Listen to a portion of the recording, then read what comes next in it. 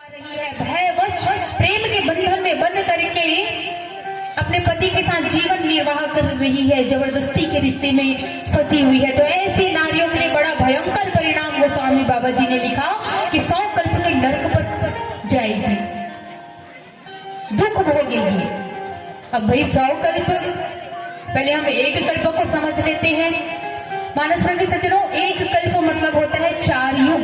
4 युग मिलाकर के एक कल्प बनता है। सतयुग, त्रेता, द्वापर और कलयुग। जब ये 4 युग निकल जाते हैं ना, तब जाकर के एक कल्प बनता है। अब सोचिए 100 कल्प का नरक योनि पर जाना, वो भी इतने दुख पीड़ा झेलना है, इतने भयंकर परिणाम है यदि कोई नारी सतीत्व धर्म को नष्ट करती है। और ये केवल नारियों के लिए नहीं है कि केवल नारियां ही पतिव्रता धर्म का पालन करें, पुरुषों के लिए भी है भाई कि वो भी पत्नीव्रता धर्म का पालन करें। और आज इसी कारण माता वृंदा का सतीत्व नष्ट हो गया। जैसे ही माता वृंदा का सतीत्व नष्ट होता है तो इधर भगवान शंकर जी और जालंधर के युद्ध में जालंधर मारा जाता है। जैसे ही जालंधर मरता है तो उसका सर हाथ पांव कट करके माता वृंदा के सामने आकर के गिर जाता है। माता वृंदा देखती है कि अरे ये तो मेरे पति का सर है, तो मेरे पति का पांव है, तो आप जो मेरे सामने बैठे हो आप कौन हो? है छलिया, अपने असली वेश में आ जाओ, नहीं तो मैं अपनी सतीत्व धर्म के कारण तुमको श्राप दे दूंगी। जैसे ही माता वृंदा के वचनों को सुनते हैं भगवान विष्णु जी तो अपने असली वेश में प्रकट हो जाते। प्रेम से बोलिए चतुर्भुज भगवान की जय। और आइए मानस प्रेमी सज्जनों, उसी चतुर्भुज का दर्शन एक भजन के माध्यम से श्रवण करें। प्रेम से बोलिए सियावर रामचंद्र की जय। मुझे क्षमा करना देवी, लेकिन तुम तो जानती हो वृंदा की जब जब इस संसार में धर्म को हानि पहुंचती है, देवतागण जब मुझे पुकारते हैं तो मैं किसी न किसी रूप धारण करके उनकी रक्षा करता हूँ। वृंदा मुझे क्षमा करना। माता वृंदा कहती भगवान विष्णु जी से कि नहीं प्रभु, मेरी ढिठाई को क्षमा कीजिए, लेकिन आज आपके कारण मैं अपने पति के वियोग में रो रही हूँ। जिस प्रकार से प्रभु एक नदी बांध के बिना नहीं रह सकती, एक फूल जो है बाग के बिना नहीं रह सकती, उसी प्रकार से प्रभु एक नारी जो है अपने पति के बिना नहीं रह सकती। और ये बात सत्य है कि एक नारी अपने पति के बिना नहीं रह सकती। नारी का जीवन उसके पति के बिना नर्क के समान है, क्योंकि उसका नारी का यदि कोई जीवन निर्वाह करेगा तो वो है उसका पति, और पति ही नहीं रहेगा तो नारी का जीवन किस काम का? किसे परमेश्वर मानेगी एक नारी? क्योंकि नारियों के लिए उसका पति ही परमेश्वर होता है, और यदि उसका पति ही नहीं रहा तो परमेश्वर किसे मानेगी? मानस प्रेमी सज्जनों, माता वृंदा कहती कि जाइए प्रभु, मैं आपको श्राप देती हूँ कि जिस प्रकार से आज मैं अपने पति के वियोग में रो रही हूँ, उसी प्रकार से आप भी अपनी पत्नी के वियोग में रोगी और वन वन में भटकोगे। आज माता वृंदा ने भगवान विष्णु जी को श्राप दे दिया। और धन्य है हमारे भारत देश की नारियां, जो लोग इतनी क्षमता तो रखती है कि संसार के चलाने वाले अखिल कोटि ब्रह्मांड के नायक भगवान विष्णु जी को श्राप देने की क्षमता रखती है। माता वृंदा का श्राप व्यर्थ नहीं गया, सार्थक हुआ है उनका श्राप। भगवान विष्णु जी को संसार पर आना पड़ा रामचंद्र जी के रूप में। जब वनवास जाते हैं ना तो माता सीता जी का हरण हो जाता है। माता सीता जी का हरण होता है, तब इधर भगवान रामचंद्र जी उसी माता वृंदा जी के श्राप के कारण वन वन में भटकते हैं। पेड़ों से लताओं से रोते हुए पूछते हैं कि मेरी सीता कहाँ है, मेरी सीता कहाँ है। मानस प्रेमी सज्जनों, भगवान विष्णु जी माता वृंदा से कहते हैं कि हे देवी, तुमने तो मुझे श्राप देने के लिए दे दिया और मैंने तुम्हारे श्राप को भी ग्रहण कर लिया, लेकिन आज मैं तुम्हें श्राप के बदले में वरदान देता हूँ। भगवान विष्णु कहने लगते कि हे वृंदा, मैं तुम्हारे सतीत्व से बहुत प्रसिद्ध हूँ और मैं तुम्हारे सतीत्व वरदान देना चाहता हूँ। मैं तुमको वरदान देता हूँ कि तुम आज से हर घर के आंगन में तुलसी के रूप में पूजी जाओगी। प्रेम से बोली तुलसी महारानी की जय। और वही सच्चा हिंदू होगा जिस घर के आंगन में तुलसी का पौधा होगा। जिस घर में तुलसी होगी वही सच्चा हिंदू होगा। माता वृंदा से कहते हैं भगवान विष्णु जी, और वृंदा मैं तब तक भोजन स्वीकार नहीं करूंगा जब तक उसमें तुलसी का पत्ता नहीं होगा। अब आज से आप सभी सीख जाइए कि जब भी भगवान को भोग लगाए ना उसमें तुलसी का पत्ता अवश्य डाले। बिना तुलसी के पत्ते के भगवान भोग को स्वीकार नहीं करते। चाहे 56 प्रकार के भोग रख लो, भगवान उसको स्पर्श भी नहीं करेंगे जब तक आप उसमें तुलसी का पत्ता नहीं डालोगे। भगवान को रूखा सूखा तुलसी का पत्ता चढ़ा दो, हंसी खुशी खा लेंगे। लेकिन यदि आप स्वादिष्ट पकवान बना करके 56 प्रकार के भोग यदि भगवान को चढ़ाते हो और तुलसी का पत्ता नहीं डालते हो तो कोई मतलब नहीं है ऐसे प्रसाद का। क्योंकि तुलसी की महिमा वेद पुराण नेति नेति कह करके गाते हैं। ऐसी तुलसी जो हजारों करोड़ों रोगों का नाश करती है, ऐसी तुलसी की गाथा वेद पुराण शास्त्र नेति नेति कह करके गाता है। और ऐसे तुलसी का रसपान हम मनुष्यों को करना चाहिए। तुलसी की माला अपने गले पे धारण करनी चाहिए। कहते हैं कि तुलसी की एक गल भी यदि हमारे कोई व्यक्ति यदि मृत्यु की सैया पर है और मृत्यु की सैया पर अंतिम सांसें गिर रही है, यदि उसके गले पे आप उसके एक गल भी यदि आप तुलसी का जल उसके मुख पर डाल दोगे ना तो कहते हैं बड़े बड़े वेद शास्त्र में संतों का कहना है कि वो मरने वाला व्यक्ति जो है ना निश्चित ही स्वर्ग की गति को प्राप्त करेगा। अंत क्षण में यदि आप तुलसी का सेवन उसे करवाते हो, तुलसी अर्क यदि उसे पिलवा देते हो तो ऐसी तुलसी की महिमा है। ऐसी तुलसी महारानी को हमारे बीच हमारे हिंदुस्तान में भगवान विष्णु जी ने भेजा है कि तुलसी के रूप में जाओ धरती पर और लोगों का कल्याण करो। कई ऐसे रोगों का इलाज करती है ये तुलसी, इतनी महिमा है। और ये तुलसी की माला हमें अपने जीवन में धारण करनी चाहिए। हर मनुष्य को तुलसी की माला पहननी चाहिए। ये तुलसी की माला जो धारण करता है वो सीधे मोक्ष की प्राप्ति होती है, उसकी मुक्ति होती है। माता वृंदा कहती भगवान विष्णु से कि जाइए प्रभु मैं आपको श्राप देती हूँ कि आप पत्थर बन जाओ।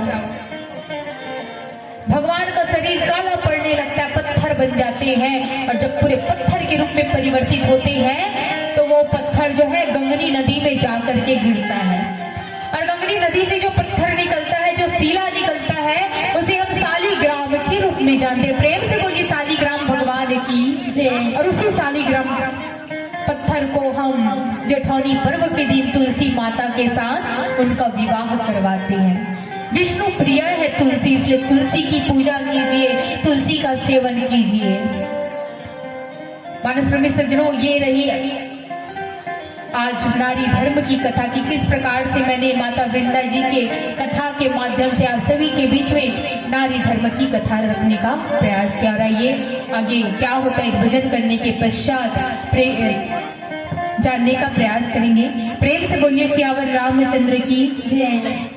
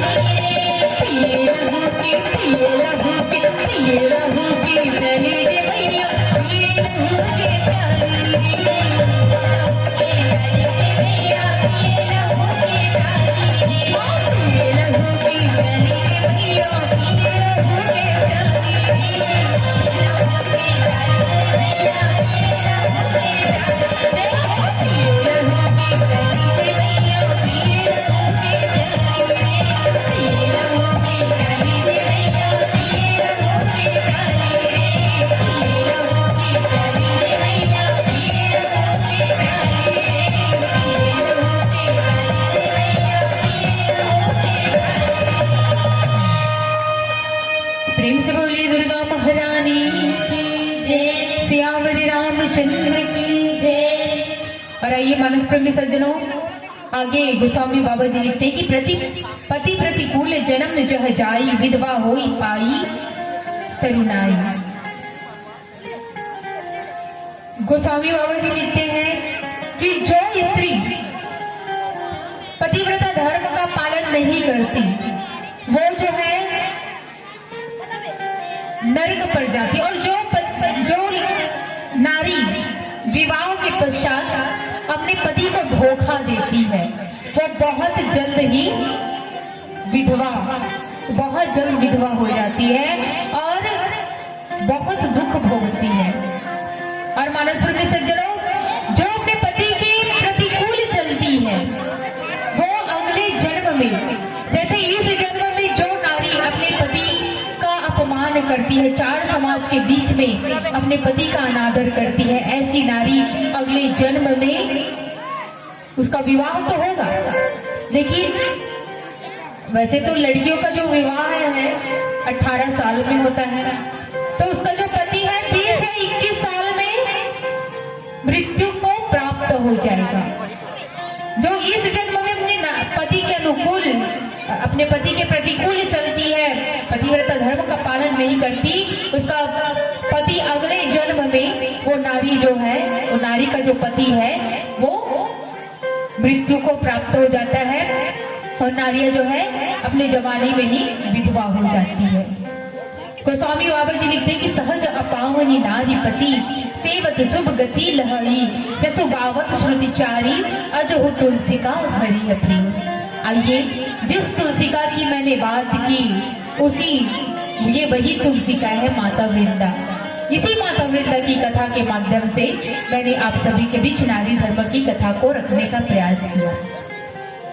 मानस प्रेमी सज्जनों, गोस्वामी बाबा जी लिखते कि स्त्री जो है जन्म से अपवित्र होती है। नारियों में 9 अवगुण होते हैं, संशय करने का अवगुण, चारी चुगली करने का अवगुण, बहुत सारे अवगुण होते हैं। 9 अवगुण। तो गोस्वामी बाबा जी लिखते हैं कि स्त्रियां जो है जन्म से अपवित्र होती है, लेकिन जो नारी विवाह के पश्चात अपने पति के चरणों की सेवा करती है, अपने पति के चरण कमलों में अपने मन को लगा करके रखती, सेवा करती, ऐसी नारियां जो है शुभ गति को प्राप्त होती, स्वर्ग की गति की ओर जाती है। ऐसी नारी धर्म की एक कथा रही। इसी कथा को आज माता अनुसुईया जी नारी धर्म के बारे में माता सीता जी के माध्यम से पूरे नारी समाज को बता रहे हैं। और मानस प्रेमी सज्जनों, आइए ऐसी एक महान नारी माता सावित्री जी, सती सावित्री को आप सभी जानते होंगे भाई कि सती सावित्री कौन है। ये वही महान सती सावित्री है जिसने अपने काल के चक्र को पलटा। सती सावित्री जिसके पति का नाम था सत्यवान।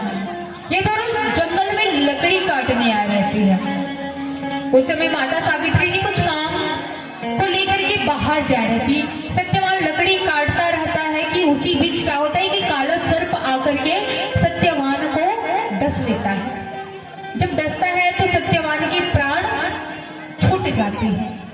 माता सावित्री आती है, देखती कि मेरा पति जो है इस प्रकार से जमीन पर पड़ा हुआ है। सावित्री देखती है कि मेरे पति इस प्रकार से लेटे क्यों। बहुत समय तक देखती कि उनको लगता है कि आराम कर रही है, लेकिन ऐसा नहीं। जब उनके पैरों को देखती है ना कि एक सर्प ने उनको आकर के डसता है, तो माता सावित्री रोने लगती है, जोर जोर से रोने लगती है। उनके रोने से पूरा ब्रह्मांड हिल जाता है। बताइए, एक नारी के रोने से पूरा ब्रह्मांड हिल जाता है। और मानस प्रेमी सज्जनों, यम देवता आते उसके पति के प्राणों को ले जाने के लिए, बहुत प्रकार से समझाते हैं, लेकिन माता सावित्री नहीं मानती। जब यम देवता सत्यवान के प्राण को लेने के लिए जाते रहते हैं ना, तो माता सावित्री जी अपने पति के प्राणों को वापस लाने के लिए यम देवता के पीछे पीछे तक जाने लगती है। उनके चतुराई से यम देवता प्रसन्न हो जाते हैं। 4 वरदान मांगती है, अपने ससुर का आंख मांगती है, राजपाट को मांग लेती है, और अंत में कहती है कि हे यम देवता, यदि आप मुझसे प्रसन्न हो तो मुझे एक वरदान दे देना। यम देवता जल्दी में रहते, हड़बड़ी में रहते हैं। सावित्री कहती कि हे यम देवता, मेरे एक भी संतान नहीं है, मुझे संतान हो ऐसा वरदान मुझे दे देना। यम देवता हड़बड़ी में तथास्तु कह देते हैं। तो माता सावित्री कहती कि हे यम देवता, आपने मुझे वरदान दे दिया, लेकिन मैं बिना पति के बच्चे कैसे लाऊंगी, संतान कैसे होंगे मुझे।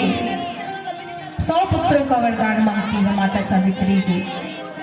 तब यम देवता प्रसन्न हो जाते कि धन्य हो सावित्री, जो तुमने ऐसा वरदान मांगा, आज तुमने काल के चक्र को पलट करके रखा और यम देवता को अंत में माता सावित्री के पति सत्यवान के प्राण वापस करने पड़ते हैं। प्रेम से बोलिए माता सावित्री की जय। तो ये मानस प्रेमी सज्जनों, पीली बत्ती का संकेत हमारी कथा सारी की सीमा बस यही तक सीमित रही। आइए एक भजन करने के पश्चात अब सभी से हम विदा लेंगे और आप समस्त ग्रामवासियों से निवेदन है कि अपने धर्म पर अटल रहे। आज के बच्चों को रामचरितमानस की कथा सुनाएं, क्योंकि आजकल के बुजुर्गों को ये समय कहाँ है। चौराहों पर बैठ करके भले दुनियादारी की बात करेंगे, लेकिन कभी अपने नाती को अपने गोद में बैठा करके कभी भगवान की कथा सुनाने का वक्त नहीं। भले दुनियादारी की बात करेंगे आजकल के बुजुर्ग, अगर उसी दुनियादारी की बात करने के बजाय अपने बच्चों को बैठा करके धर्म की बातें बताएंगे ना, तो ये हमारा जो भारत देश है ये विश्व गुरु बन जाएगा, एक धार्मिक सनातन धर्म में सर्वोपरि हो जाएगा। तो निवेदन है अपने धर्म की बातें अपने बच्चों को सिखाए, संस्कारवान बनाए। आइए भजन के पश्चात आप सभी से हम विदा लेंगे।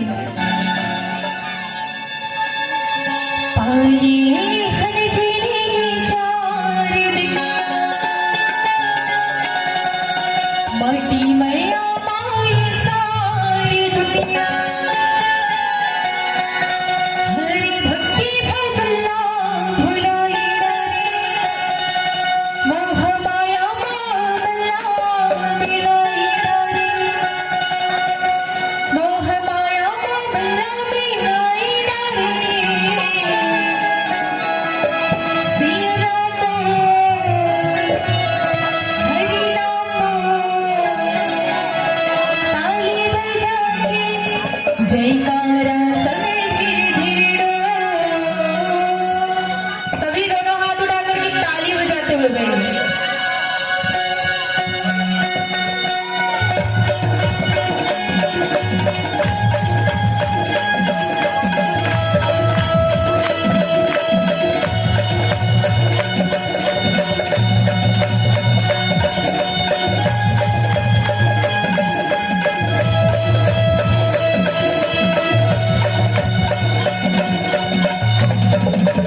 Oh,